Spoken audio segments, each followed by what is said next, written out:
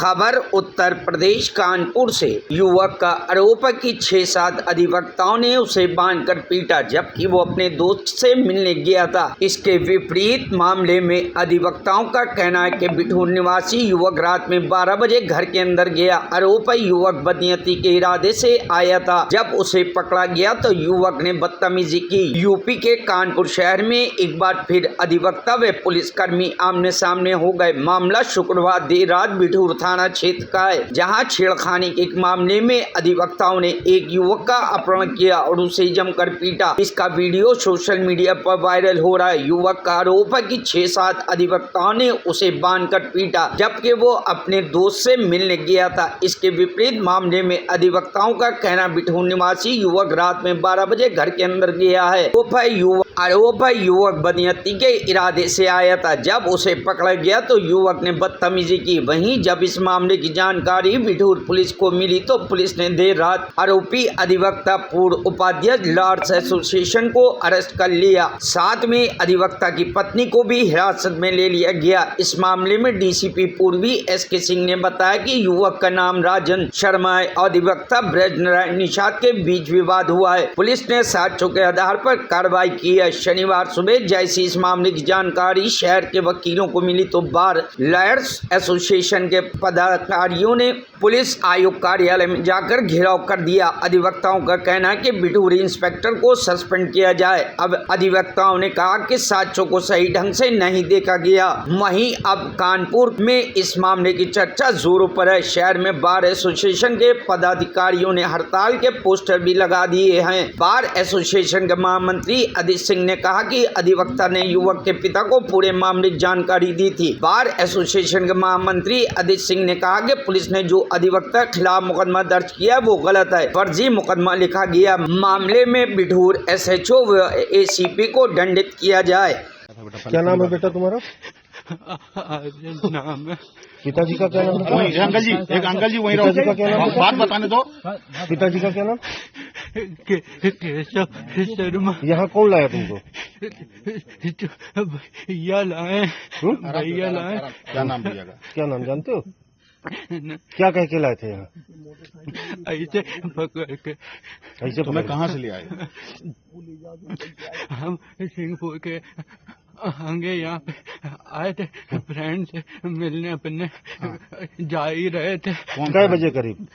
कौन फ्रेंड? अभी नाम बताओ फ्रेंड का। नयन। उससे मिल लिए थे नयन से? नहीं, कहाँ पहुँच नहीं पे पाए मिलने आए थे? किस जगह? वो वहाँ पे रहता बैकुंठपुर तो के वहाँ अंदर। कितने लोग तुम्हें लेके आए वहाँ से? वहाँ पे 4 लोग थे। काहे से लेके आए? बाइक से। कौन सी बाइक? एक ये बाइक खड़ी है। कितनी और बाइकें सब थी? लोग चले गए। कितनी बाइकें थी? बाइक 3 थी, एक कार थी। हाँ ठीक। टोटल लोग कम से कम 7-8 लोग थे। हाँ ठीक। वो बाइक स्टार्ट करके देखो, खुलवाओ। इधर आइए, जी इधर आओ। इधर उसका जाओ, लॉक तोड़ो, उस बाइक को स्टार्ट करने की कोशिश करो। इधर आइए जरा सामने। इसको क्यों पकड़े थे? क्या नाम है तुम्हारा? पिताजी का नाम? जगन्नाथ। कहाँ रहते हो? श्रीगंज। क्यों इसको पकड़े थे? इन्हीं से पूछो। अरे तुम बताओ ना। ये मेरी लड़की को और ये साथ में दोनों आ रहे थे, कोल्ड ड्रिंक दुकान में ली और यहाँ कंठे कुआं के पास पहुँचाए थे। कोल्ड ड्रिंक लिए थे ना? कोल्ड ड्रिंक ये लेके और दोनों उसका ये हाथ पकड़ा, उसको हाथ में दिया। एक ये पी रहे थे, एक वो पी रहे थे। तो इसके लिए किसी को यहाँ अपहरण पकड़ लाओगे? यहाँ बांधे हो, रात में 1 बज रहा है। तुम्हारा इसको कौन कौन लाया? ये इनको जब वो किया गया कि मतलब तो ये हुआ कि ये लड़का कहीं भाग न जाए, जो फिर पता लगे। तो लाया कौन कौन है? लाया कौन कौन? वहीं पे मार रहे थे। इसको लाया कौन कौन है? वो तुम्हारा लड़के क्या नाम? उसका नाम श्याम। वो भी था। और कौन था? और वो उसका नाम। ये गाड़ी किसकी है? ये गाड़ी हमारी। पूछो, अब बताएंगे। पूछो।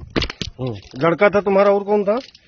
हमारा लड़का था, वो था, उसका नाम है बिक्की।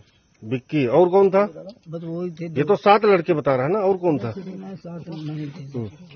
अच्छा, ये गाड़ी किसकी है? ये वाली? ये गाड़ी तो हमारे लड़के की है। अच्छा, ये आपके लड़के की है।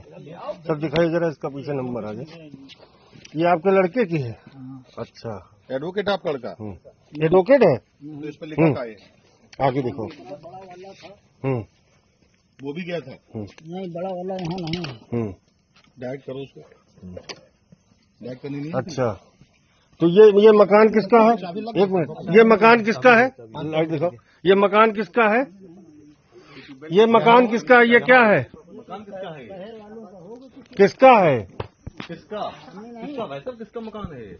ये किसकी जगह है जहाँ लेके आप यहाँ बांधे इसको? किसका मकान है? किसका मकान है? लाइट दिखाओ, लाइट।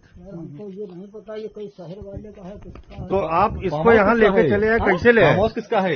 अजी, ये किसका फार्म हाउस? फार्म हाउस किसका है? ये फार्म हाउस हमें नहीं तो मालूम। किसके फार्म हाउस में लेके आए थे आप? हम नहीं आए हैं सर, कहाँ? कौन लाया? कौन लाया था? वही लड़का लाया था। कौन लड़का लाया था? आपका लड़का लाया था? तो यहाँ काहे लाया था? वहाँ कौन से लड़का बैठा- लाया था? नहीं, तो ये बैठा किसके के वहाँ- फार्म हाउस पे ले आए? तो सर हमको ये नहीं पता है सर। अच्छा, ठीक। चल रहा है, कोई समंजस नहीं कर रहा है। तो मांग क्या है? देखिए, जो हमारे बार एसोसिएशन महामंत्री जी हैं, उन्होंने मुख्य मांग रखी है कि तत्काल दोषी थाना प्रभारी को सस्पेंड किया जाए जिसने इस तरह की घटना की। और वास्तव में ये जो हुआ है, ये जो कुछ समय से हम देख रहे हैं कि खाली कानपुर प्रदेश में भी अधिवक्ताओं का लगातार उत्पीड़न हो रहा है और आज वो खुल के सामने आ गया। ये मैं आपके सामने जिम्मेदारी से कह सकता हूँ कि हमारे जो उपाध्यक्ष हैं ये ब्रजनारायण निषाद जी, इनकी मैं जिम्मेदारी ले सकता हूँ। इनके ऐसा शिष्ट सभ्य व्यक्ति नहीं होगा, बहुत ही शिष्ट हैं। और जब उनके साथ ऐसी घटना घट गई तो आम लोगों के साथ क्या होगा? FIR हुई उनके पिता के द्वारा, नाम मत लीजिए उनका।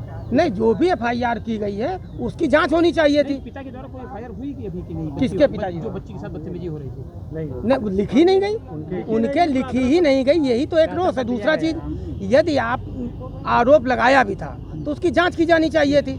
तमाम पॉक्सो एक्ट जैसे मुकदमों की जांचें होती हैं, मुलजिम के घर तक नहीं जाती है पुलिस, और यहाँ तत्काल आपने उनको उठाया, उनकी पत्नी को उठाया, परिजनों को उठाया, जो बोला उसको ले जाके बंद कर दिया।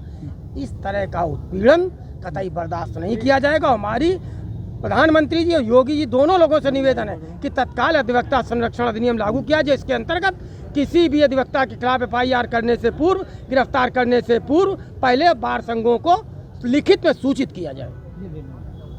व्यवस्था के खिलाफ कुछ दिन पहले भी हम लोगों ने आवाज़ उठाई थी कि कमिश्नरेट व्यवस्था जो है वो पूरी तरह से ध्वस्त है और कमिश्नरेट व्यवस्था में एक एक थाने में 10-10 IPS हैं जो अपने अधिकारों का उल्लंघन कर रहे हैं। उनकी अपनी अपनी आपस में ईगो प्रॉब्लम्स हैं जिसकी वजह से कमिश्नरेट कानपुर महानगर की कमिश्नरेट फेल है। इस बात को लेकर, इस मुद्दे को लेकर हमने पिछली कई बार इनसे बात करी और बल्कि DM को और आपके कमिश्नर साहब को मुख्यमंत्री माध्यम से मुख्यमंत्री जी को ज्ञापन भी दिया, DGP को भी लिखा कि कमिश्नरेट व्यवस्था में वादकारियों को संपूर्ण न्याय नहीं मिल पा रहा है, मनमानी प्रक्रिया अपना रहे हैं, चाहे छोटी छोटी बातों पर न्यायालय के आदेशों की अवहेलना कर रहे हैं। इन बातों को लेकर पहले से ही हम लोग आंदोलनरत थे। हम लोगों ने उनको समझाने की, बताने का बहुत प्रयास किया कि आपस में प्रशासनिक व्यवस्था बनाए रखना आपका काम है, इसको खराब ना करें। 107-16 जैसे जब सरकार ने बना रखा है, कानून है कि 7 साल से नीचे के व्यक्ति को सज़ा नहीं मिलेगी, तो 107-16 में 10-10 दिन 7-7 दिन की जेल भेजे जा रहे वादकारी हमारे नगरवासी। आप समझिए कि जेल में पहले से ही 10,000 से ज़्यादा कैदी हैं और ऐसे में व्यवस्था को ध्वस्त करने का प्रयास कमिश्नरेट द्वारा किया जा रहा है। अगर पैसा नहीं मिलता है थानों में, ACP नहीं बैठते हैं तो वादकारी जेल चले जाते हैं 107-16 जैसे निरुद्ध होकर। 145 में अगर कोर्ट का स्टे भी है, उसके बाद भी 145 की मनमानी कर रही है। कोर्ट के स्टे के बावजूद ये अपने आप को तानाशाही रवैया अपनाकर ये प्रक्रिया अपना रहे हैं। आज उसी प्रक्रिया का ये कारण है कि हम लोगों को यहाँ धरने के लिए मजबूर होना पड़ा। आपका क्या मांग है? हमारी मांग है, ये धरना तब तक चलेगा जब तक अधिवक्ताओं की सारी मांगें मान नहीं ली जाएंगी। और हमारी मांग ये है कि प्रशासनिक व्यवस्था को ढंग से चलाया जाए। कमिश्नरेट व्यवस्था अगर यहाँ पर विफल है तो कमिश्नरेट व्यवस्था को यहाँ से ख़त्म करके पुरानी SSP वाली व्यवस्था लागू की जाए। बिठूर वाले मामले को लेकर जो विरोध किया जा रहा है, बिठूर वाले मामले को लेकर विरोध किया जा रहा है। बिठूर वाला मामला, आप सब पारिवारिक लोग हैं, आप सबका अपना अपना परिवार है। किसी भी बच्ची के साथ किसी के परिवार में कोई घटना होती है तो निश्चित रूप से उसका पिता, उसका भाई रिएक्ट कर देता है। ऐसा ही एक रिएक्ट हमारे पूर्व उपाध्यक्ष जी ने कर दिया। उनकी नाबालिग बच्ची के साथ बहुत ही अशोभनीय हरकत कर रहा था कोई, उन्होंने भी गुस्से में आकर रिएक्ट कर दिया गया। रिएक्ट करने के बाद उन्होंने फ़ोन से उस लड़के के पिता को सूचना दी कि आप आ जाइए, आपका लड़का इस तरह की घटना कारित कर रहा है, दोबारा करेगा तो इसको मार देंगे।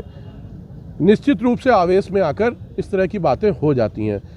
इन बातों को कहने के बाद बिठूर पुलिस द्वारा रात में उनके घर में आकर उनकी पत्नी को, उनके परिवार के अन्य लोगों को बिना लेडीज़ पुलिस के ले जाकर थाने में बंद कर दिया गया और अपहरण जैसा संगीन मुकदमा उनके ऊपर दर्ज कर दिया गया। जबकि अपहरण की कहीं कोई धारा, कोई भी अपहरणकर्ता खुद फ़ोन करके सूचना नहीं देता है। उसके बाद अपहरण जैसे संगीन धाराओं में उनको बंद कर दिया गया। उनकी बीवी के साथ भी टॉर्चर किया गया, उनको भी रात भर हवालात में रखा गया। क्या ये हम सबके लिए सुरक्षित है? ऐसे क्या मांग है इस मामले में? इसमें मांग है जो दोषी लोग हों उनके ऊपर कार्रवाई की जाए और 364 जैसी संगीन धारा हटाई जाए। हमारे अधिवक्ता साथी की बच्ची के साथ जो हुआ है उसका मुकदमा दर्ज कर दोषियों पर कार्रवाई की जाए। कमिश्नरेट व्यवस्था में ये स्थिति हो गई है कि 307 के मुलजिम को वो थाने से छोड़ देते हैं, 395 और उसके मुलजिमों के ऊपर कार्रवाई नहीं करते। 1 घंटे के अंदर ऐसी कौन सी विपदा आ गई थी कि इन्होंने इतनी बड़ी कार्रवाई कर दी पूरे परिवार के साथ। क्या आश्वासन मिला है अभी आपको? अभी तो बात करें। कोई आश्वासन पे हम राजी नहीं हैं। उन्होंने आश्वासन दिया कि बैठ के बात कर लीजिए, सब में से हो जाएगा, लेकिन ये आश्वासन से काम नहीं चलेगा। पिछले कई दिनों से अधिवक्ताओं के खिलाफ, आम जनमानस के खिलाफ इस तरह की हरकतें कमिश्नरेट पुलिस द्वारा करी जा रही हैं। हमने कई बार उनको अवगत कराया और ये प्रयास किया कि हम लोग सामंजस्य बनाकर प्रशासनिक व्यवस्था में सहयोग करें, लेकिन उन्होंने सामंजस्य बनाने का प्रयास नहीं किया। उसके कारण आज ये धरने का कानपुर से कमर आलम की रिपोर्ट, न्यूज़ हब भारत।